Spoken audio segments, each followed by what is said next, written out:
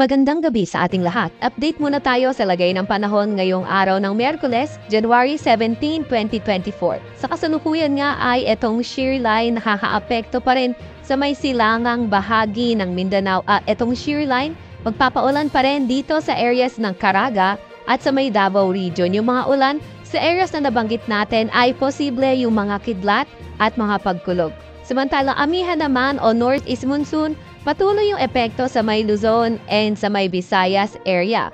And itong amihan o northeast monsoon, inaasahan nga natin na magpapadala ng mga may hinang pagulan, cloudy skies, may hinang pagulan, dito mostly sa singilangang bahagi ng Luzon, particularly dito sa may Cagayan Valley, sa may Cordillera Administrative Region, sa may Aurora, pati na rin sa may Quezon area.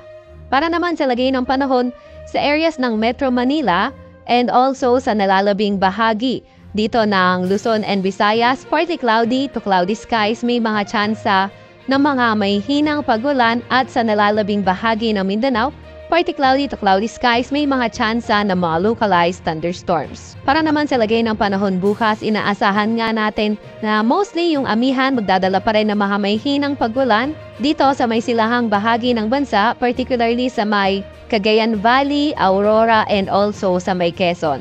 At para naman sa Metro Manila and the rest of Luzon, partly cloudy to cloudy skies pa rin, pero may mga tsansa ng pulupulong may hinang pagulan. Guwat ng temperatura bukas sa Metro Manila maglalaro mula 23 to 31 degrees Celsius, sa Baguio naman ay 13 to 21 degrees Celsius at sa Tagaytay ay 20 to 29 degrees Celsius. Para naman sa Lawag, maglalaro ang temperatura mula 20 to 31 degrees Celsius at Tugigaraw naman ay 19 to 27 degrees Celsius at sa Legazpi ay 24 to 31 degrees Celsius.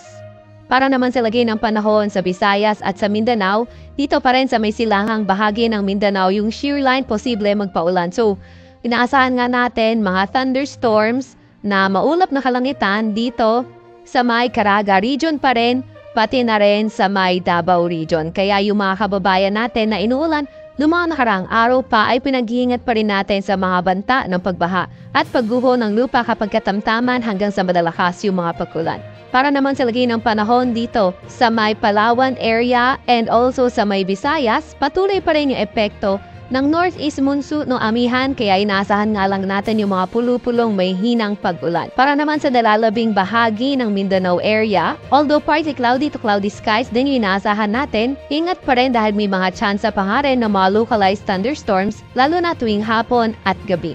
Agwat ang temperatura para dito sa Puerto Princesa, 25 to 31 degrees Celsius, ganun din naman sa may Kalayaan Islands. Agwat ang temperatura sa Iloilo at Cagayan de Oro, 25 to 30 degrees Celsius. Sa may Cebu naman ay 25 to 31 degrees Celsius at sa Tacloban ay 23 to 30 degrees Celsius. Para naman sa may Zamboanga, 24 to 33 degrees Celsius at sa may Davao ay 23 to 30 degrees Celsius. Meron pa nga rin tayo nakataas na gale warning sa ilang seaboards na ating bansa, particularly sa seaboards nga ng Northern Luzon, sa may Eastern Seaboard ng Central Luzon at Southern Luzon, pati na rin sa may Eastern Seaboard ng Visayas at Mindanao. Kaya kung maaari, huwag muna pumalaut yung may mga maliliit na sasakyang pandagat dahil magiging maalon hanggang sa napakaalon ng karagatan.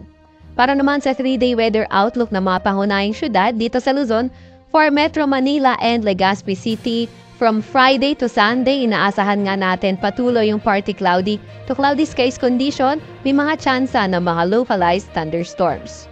Para naman sa Baguio City, Friday until Sunday, amihan pa rin yung mananaig, kaya mga tsansa ng mga may hinang pagulan yung ating inaasahan. Para naman sa Kabisayaan, mga pangunahing syudad sa may Metro Cebu, sa may Iloilo City at sa may Tacloban City, patuloy pa nga rin partly cloudy to cloudy skies na may mga tsansa ng mga localized thunderstorms. So hindi na amihan, yun ang nakaka-apekto sa Visayas sa susunod na 3 araw. Para sa Mindanao area naman, inaasahan natin by Friday posible na nga yung mga pagulan sa Metro Davao. Then pagdating ng Saturday, Sunday, better weather condition kung saan may mga tsansa ng mga localized thunderstorms. Cagayan de Oro City at Zamboanga City, inaasahan pa nga rin natin partly cloudy to cloudy skies, may mga tsansa ng mga localized thunderstorms lalo na tuwing hapon at gabi.